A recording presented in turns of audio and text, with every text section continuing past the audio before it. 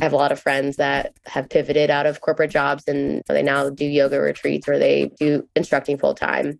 And I see these actual physical examples of people doing what I wanted to do. And I'm like, oh, well, I can't do that.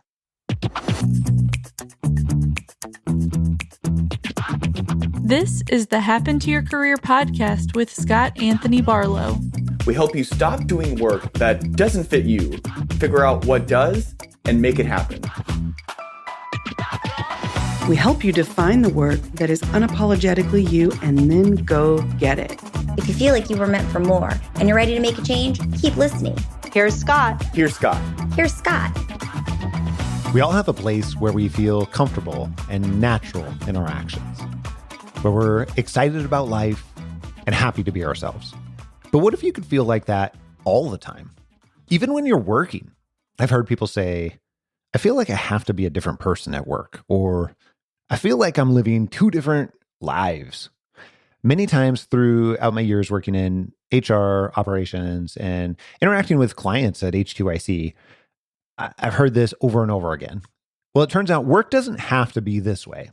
To thrive at work, you must first figure out where you feel most like yourself and where you can be more of who you want to become. I just had this overwhelming sense in my body. I was like, I am not doing what I'm supposed to be doing. Like I need to go do this now, even if I don't know what it looks like.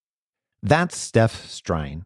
Steph had known for almost 9 years that she felt most alive and most like herself in fitness studios, but had never allowed herself to believe that she could actually build a career in fitness. Steph is a former Marine Corps officer, and when she got out of the service, she was hired with Amazon, where she quickly moved up the ranks. And as you can imagine, her life had always been very structured. So it took a lot for her to step off the traditional career path and go after what she truly wanted. Okay, so you're going to hear my conversation with Steph, and I want you to pay attention to how she articulates her realization that she could make a living doing what she most loves, and how she completely upended her life, or at least, felt like upending it, to go after that exact thing that she wants. Steph's story is inspiring, not only because she got outside her comfort zone and broke the mold on what her life had always been, but now that she knows she's on the right track, she's continuing to blaze a path toward what we call her unicorn role. Those roles that you didn't think were possible or, thought might be mythical. Here's Steph talking about her initial effort to carve her own path by joining the Navy.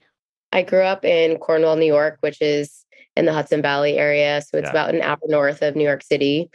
And I went to the Naval Academy. I have a very big military family. Both my parents went to West Point. And so I shocked everyone when I went to the Naval Academy. But yeah, I'm grateful for the experience that I had. I was an active duty Marine for about 7.5 years and then transitioned out and did operations at Amazon for my first almost 2 years out of the military. But a lot of my focus in my career has always been about people. I was an administrative officer. So I did a lot of the behind the scenes stuff that, to get the Marines out the door, the stuff that would keep them up at night if they didn't get their paycheck and stuff like that. So my focus has really always been on people.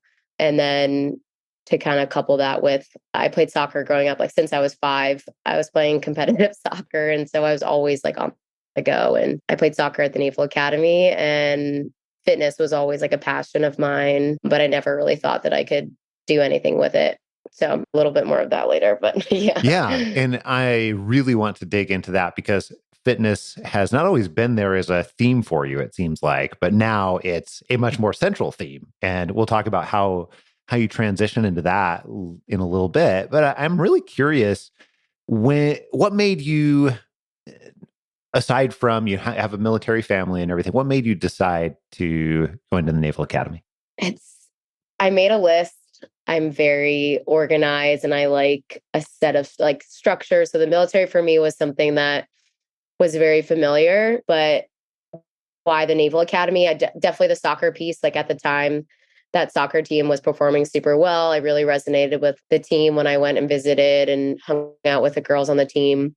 Yeah. And then I made a list like growing up of what I was looking for in a college. And Annapolis actually hit more than West Point. And my mom still works at West Point too. So I was like, I just kind of want to do my own thing. And so that was kind of the why behind it. I would say like soccer first. And then it was, I wanted to carve my own path, which I can see now is like very, very, it's a theme that's woven throughout a lot of my career story. I could see that. What did your family think when you first told them, I'm thinking Annapolis? So yeah, it was blasted in like the newspapers where I grew up. It was like Strine picks Navy, not Army. So my mom was devastated, to say the least, but she got over it. She has like more Navy apparel than I do now. And, but, I mean, they're excited. I mean, at the end of the day, like it was a great school. And yeah, so I mean, would they have loved to have another West Point graduate? Sure. But there's plenty in my family. And so I'm happily go Navy, not the other side. So that's amazing. And it sounded like that really was a better fit for you. Yeah. I was talking about this the other day with a friend, and I used to be like it still kind of trickles in, but like people pleasing. And I think the easier choice would have been to like go to West Point and just follow in my parents' footsteps. But I just knew that it was the right choice for me. And yeah, I couldn't imagine life any different. I wouldn't have been able to be a Marine Corps officer. It would have been a little bit more challenging too at West Point. It wouldn't have unfolded the way that it did. I heard you say just a few minutes ago that you were in for about 7.5 years or so. What caused you to realize it was time to go, time to make a change? A couple things along this period of years that I was in the Marine Corps. I had gotten sober, and I had something that happened personally to me that I wouldn't be able to stay in the active duty any longer. So that was one thing. And then after I finished rehab, I kind of just had a new perspective on life. Like most things, when you do something incredibly crazy like that and flip your entire life around. And so I knew it was time because I wasn't invested in what we were doing. And that's also been a theme in my story, is like, I just knew that there was people that were more passionate about it, and they were going to charge the next wave of whatever the Marine Corps was to develop into. And it wasn't my time anymore. And I knew that it would also be unserving to me to stay in an environment that I knew I couldn't grow in because of the things that had led me up to getting sober. Yeah. And I'm not ashamed of it at all. Life happened, and for me, it's happened in a very amazing, beautiful way. But I just also knew that there's life outside of the military as well. And if I can stay sober, then I can do anything. How has going through that type of experience and then going through rehab, how has that changed your perspective on life? It was very humbling. I mean, as someone that, like I mentioned, is very list oriented and plan oriented, like that was not on my list whatsoever. It was nowhere on the list. It was not on there at all. Yes. And so it was very unexpected. I think the biggest thing that I learned was like life is very precious. I'm very fortunate to like kind of be alive today. And I have a lot of friends that unfortunately have passed away from substance abuse or overdose. And that was kind of the biggest kicker for me to leave Amazon too, was like, I have one life to live. And if I don't do this, I'm going to regret it for the rest of my life, no matter what way it happens. So I think that was one of the biggest things I learned, was just how precious life is. And then humility. At the end of the day, personally for me, I believe that we all kind of want the same things, as like to be supported, to be protected, to be loved, and to feel cared for in some sort of capacity. And like, that's what I've found in my sobriety, is the complete opposite of addiction is connection. And those were the two things that I think I left that experience with, that I take with me still to this day. That's awesome. That is amazing, actually. And I'm really curious because you mentioned that some of the same reasons that you left the military also were some of the same reasons that you left Amazon, or at least some of the realizations that, pretty much have one life. And I'm curious what some of the differences were too. So let's start out. Let's go back for a little bit here and tell me a little bit about when you transitioned out of the military. How did you end up at Amazon? Yeah. So I had all these, as per usual, I had a plan. I knew exactly when I could get out. I was like, I'm going to start an internship with SkillBridge, like most military transitioning officers are enlisted to do. And And then the pandemic happened. And I was like, I do not want to do a virtual internship. Like, that's just not for me.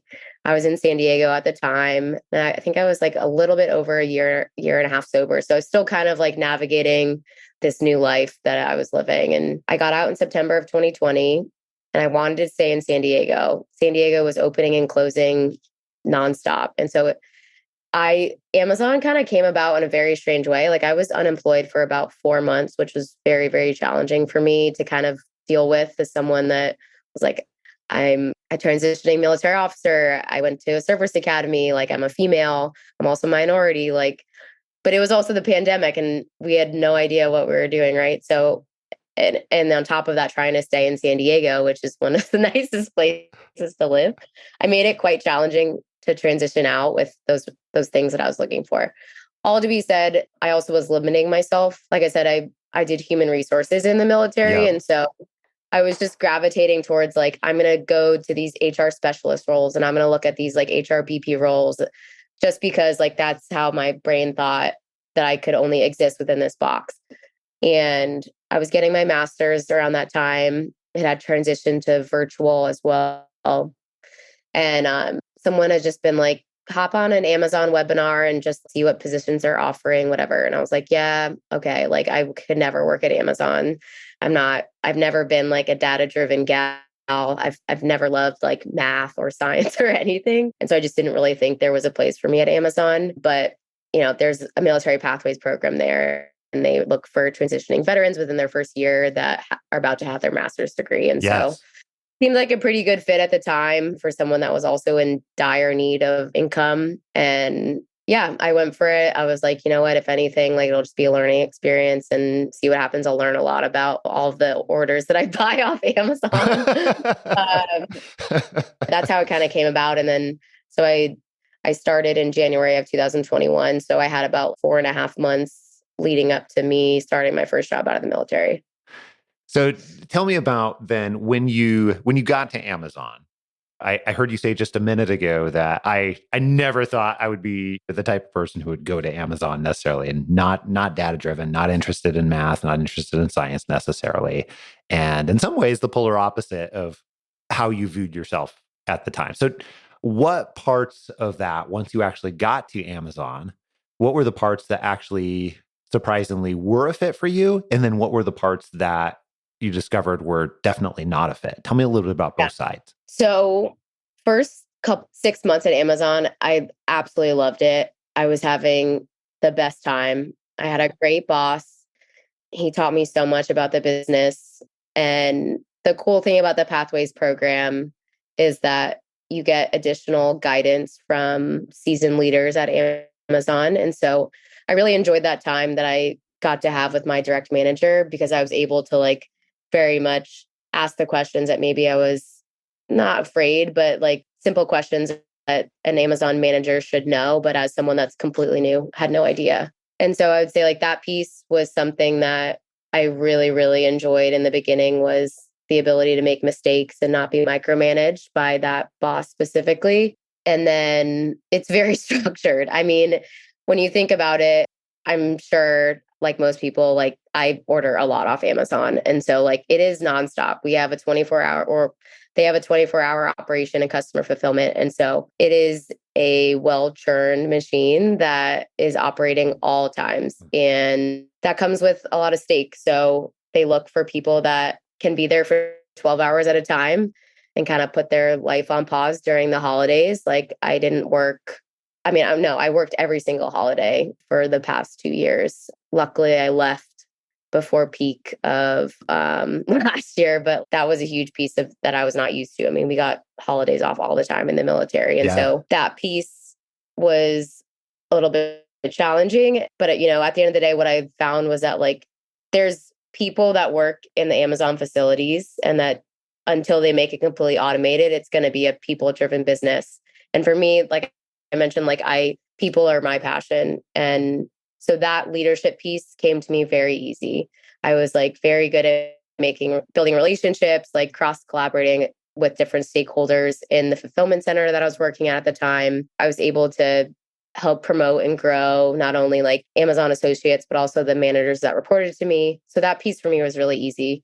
The piece that was really challenging was towards the end, because I started working nights. I moved from a fulfillment center to a delivery station. And for us to start getting vans on the road, we had to start working at like midnight. So then tell me a little bit about what led up to this, let's call it deciding that fitness is going to play a bigger part in your life and your work.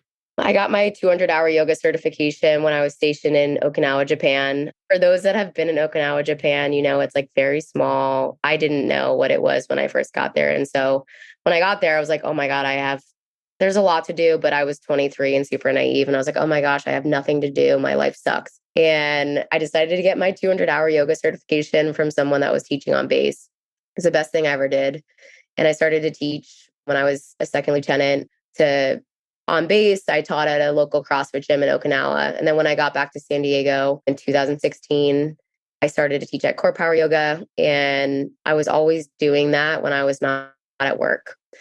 When I would leave work, I would either be going to teach a class or going to take a class. My life very much revolved around fitness. And that was the case for about almost, let's say like eight years. It's almost been 9 years since I got certified as a yoga instructor.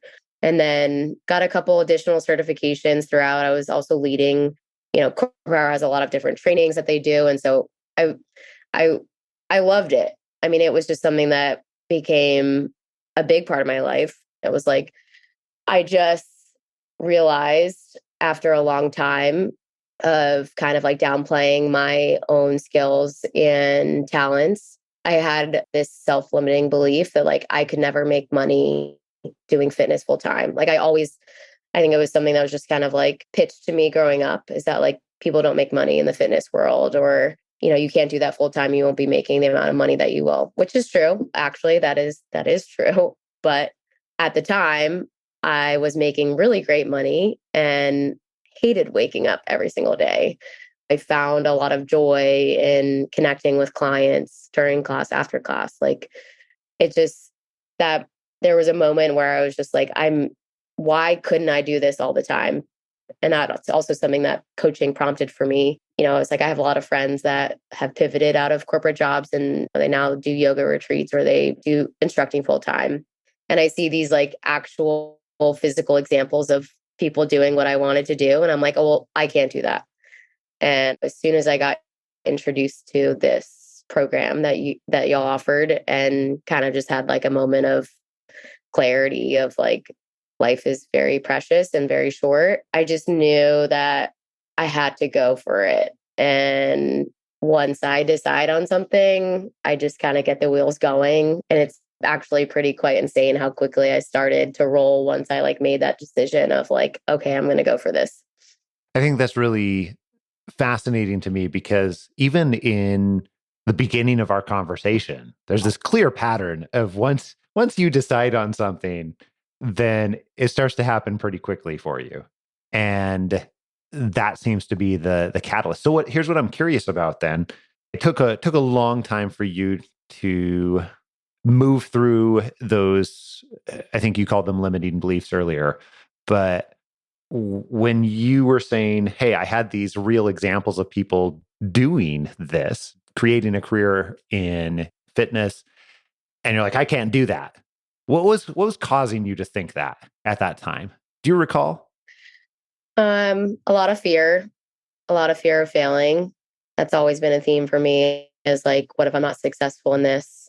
And there's an exercise that y'all have us do in the boot camp that, I mean, quite frankly, like changed my life.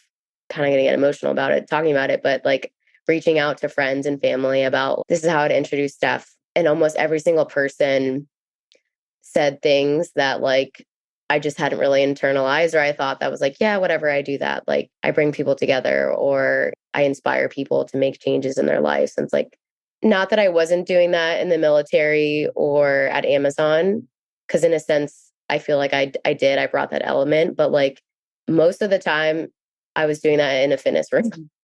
And I just had this overwhelming sense in my body. I was like, I am not doing what I'm supposed to be doing. Like I need to go do this now, even if I don't know what it looks like. And as someone that likes to know what things look like, it was a lot of fear. I was like, Yeah. I don't know how I'm Yeah. going to make money. I don't know where am I going to go?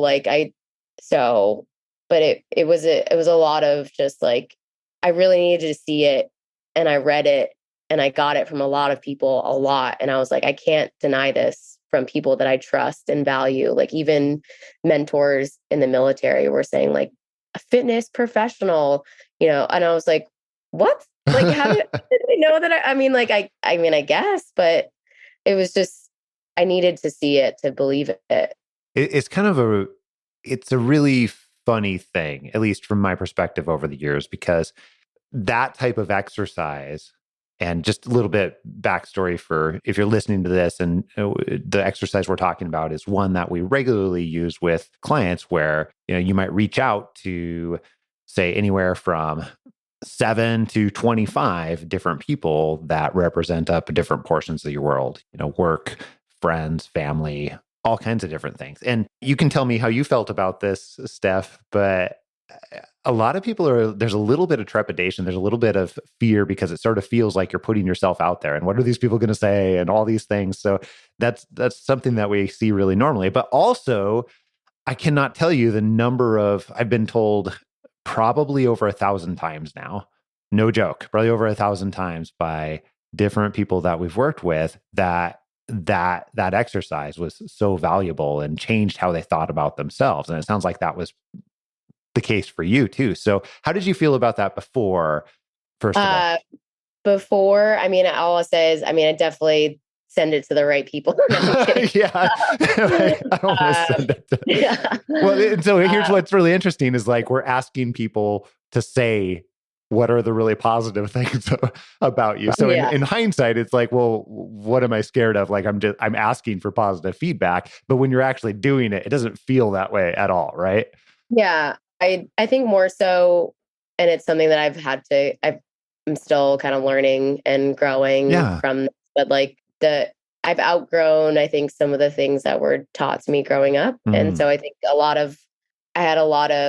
I'm a former people pleaser. And so like, I very much valued what my mom and my dad and close family members would think about me pivoting to this. But it was like a unanimous, you are really good at this and you need to go do this, in a very like flowery, nice, but like positive way, not just what are you doing with your life. It was unanimously like, you bring value to this piece of my life, and majority is through connection and movement. And after, it was like I mentioned, this just overwhelming sense of I have a lot of people that believe in me, and why don't I believe in myself? And to kind of go back to what you said of like, once I make a decision, things start going. Something that helped me with my coach was literally looking back on things like, okay, well, you did this and you didn't know what it was going to be like, but it turned out really well and you got your master's or whatever. Or you didn't know what you were doing at Amazon as an operations manager, and turns out you're one of the top performers at your site. Like, if you look back at your life, Steph, like a lot of things that you've done and have accomplished have turned out really great. So like, not to say that this isn't going to be one of those, but like, why not you? And that was the question that my coach proposed to me. And I was just like, wow. I like love that session. And I was like, oh my gosh, why not? Why can't I go do this? I couldn't come up with any reason why. Was it at that point in time where you realized that you had to make movement when you couldn't come up with any reason why, or did it still take a while longer? Nope. Didn't take that much longer. Like, I started moving things very quickly. I started working with Happen to Your Career in October of last year. And by the beginning of November, I put in my resignation. As soon as I knew that that was not my path to be going down any longer, I knew that I had to start making changes or I wasn't going to go for it. And so, with not a lot of visibility onto what it was going to look like, I just started to make like controllable changes. So the first was like to let them know that this is not working for me anymore and I was going to leave. Small things like getting out of my lease and stuff like that. And I don't know,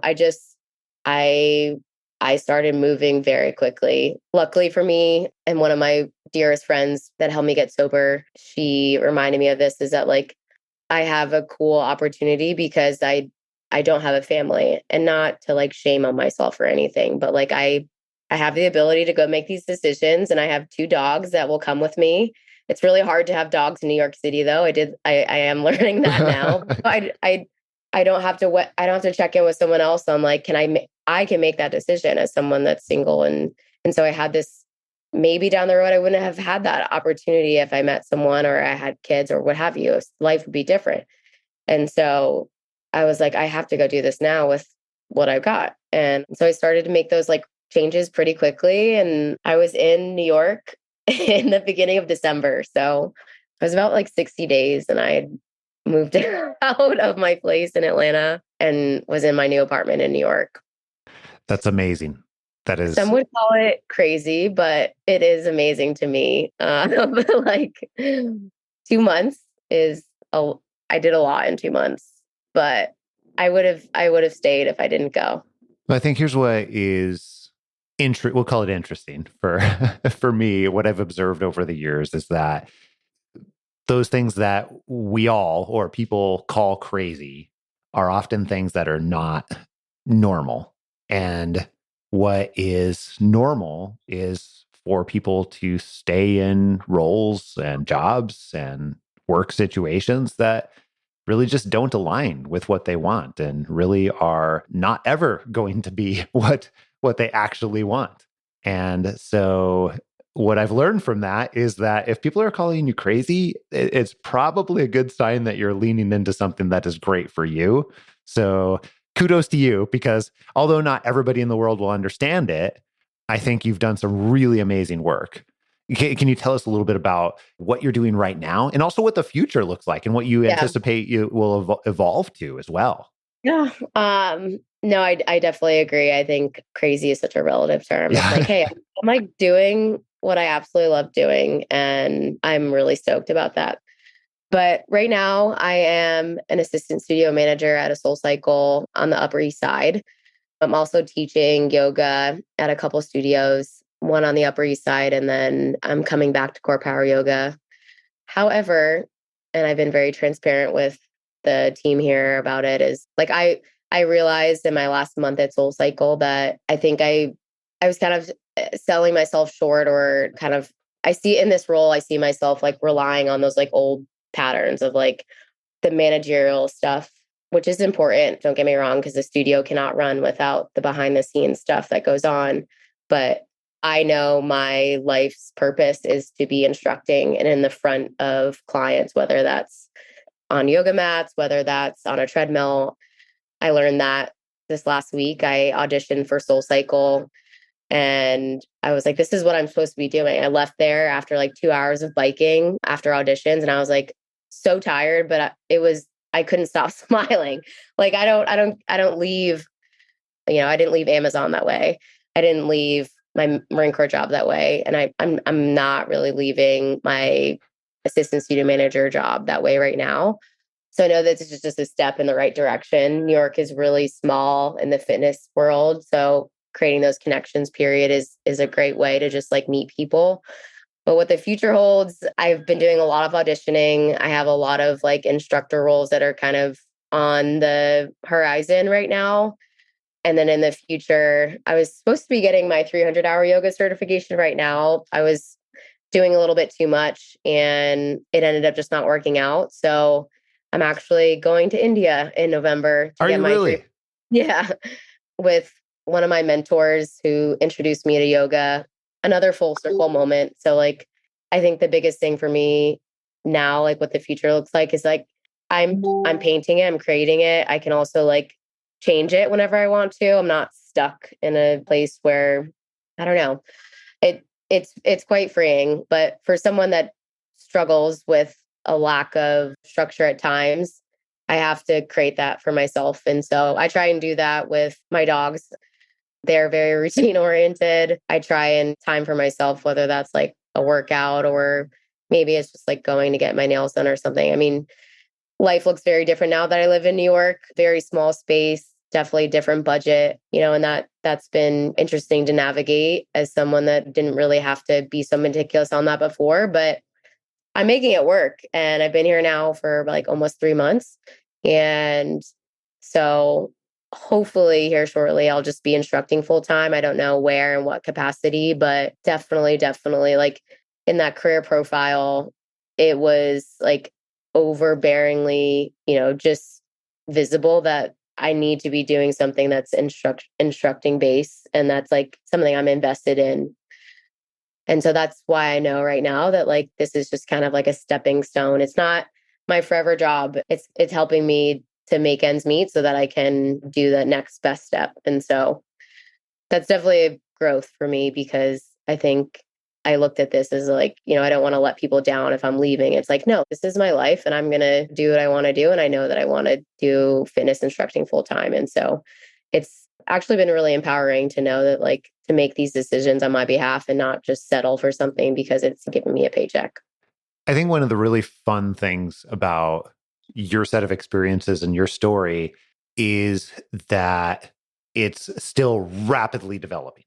And I think that is awesome, because a lot of times when people will listen to the Happen to Your Career podcast and will share a story, sometimes it feels like there's some level of finality when they've accepted like one opportunity or something else. And what gets lost sometimes in a 35-minute episode is that, no, this stuff is ongoing, developing. And the thing that I loved and do love about your story is you're actively leaning into this more and more and more. And you're getting more, like you're getting those moments that sometimes people go their entire lifetime without, like where you like are leaving and can't stop smiling. And I think that the more that you can lean into that, the more you find more of those as well, or understand in a greater level of detail about what you need in the future. And I think the really cool thing about where you're at right now is you're getting a lot of doses of that, which you can then incorporate into here's what the next evolution and the next evolution and the next evolution after that looks like. So I really, really appreciate you sharing all of that and everything that comes with it. That is super cool.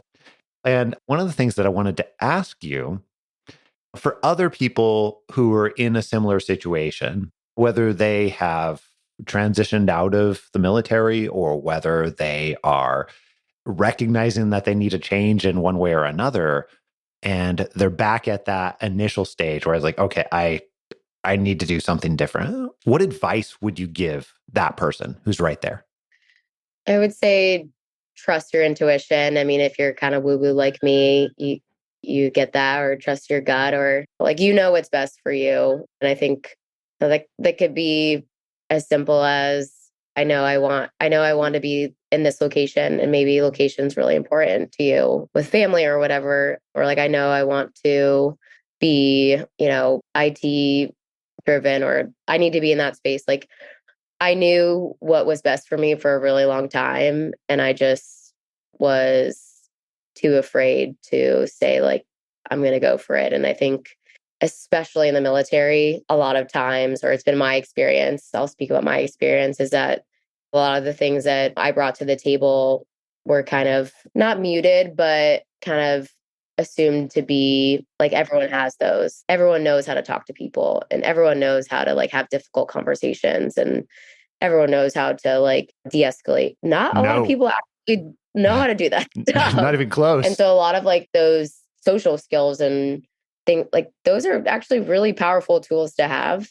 And especially in the military is like, just know that you bring a lot of value to the table, and to not let yourself get like pigeonholed into a specific, whether it be sales or operations, is like, yes, we can do those things, but we can also do many, many, many other things that like we don't even know exist. And so that would be my advice. Follow your intuition. And then also like you bring a lot to the table no matter what.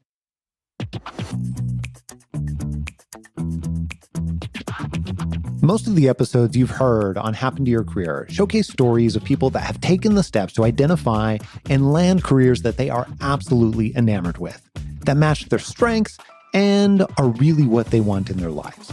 If that's something that you're ready to begin taking steps towards, that's awesome. and we want to figure out how we can help. So here's what I would suggest. Take the next 5 seconds to open up your email app and email me directly. I'm going to give you my personal email address, scott@happentoyourcareer.com. Just email me and put conversation in the subject line. And when you do that, I'll introduce you to someone on our team who can have a super informal conversation with, and we'll figure out the very best type of help for you, whatever that looks like, and the very best way that we can support you to make it happen. So send me an email right now with conversation in the subject line. Here's a sneak peek into what we have coming up in store for you next week. So yeah, he granted me severance when they really don't do that. And it was because I asked, but I really needed support to ask for that, because it was obviously such an uncomfortable thing for me to do. Severance packages are something we often don't give much thought to.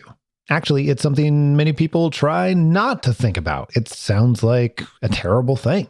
You're either on the wrong end of a layoff, or you're needing to leave a job, or maybe someone else is, forcing you to leave a job. It's usually a stressful time. But there's an entirely different way to think about severance. And if you understand the power of asking for severance, you could actually use it as a tool to assist in your intentional career change. Now, I'm not here to tell you that asking for severance pay or a severance package is easy, and it's not always right. It's not always the right thing to do either. However, receiving a severance package is not impossible. In fact, people actually do successfully ask for severance at all different types of organizations, even in industries where severance is practically unheard of, like education, for example. It requires a completely different level of thinking and expertise. This is advanced level negotiation maneuver. And today, we're diving into this bold strategy. All that and plenty more next week right here on Happen to Your Career. Make sure that you don't miss it. And if you haven't already, click subscribe on your podcast player so that you can download this podcast in your sleep and you get it automatically, even the bonus episodes, every single week, sometimes multiple times a week. Until next week, adios. I'm out.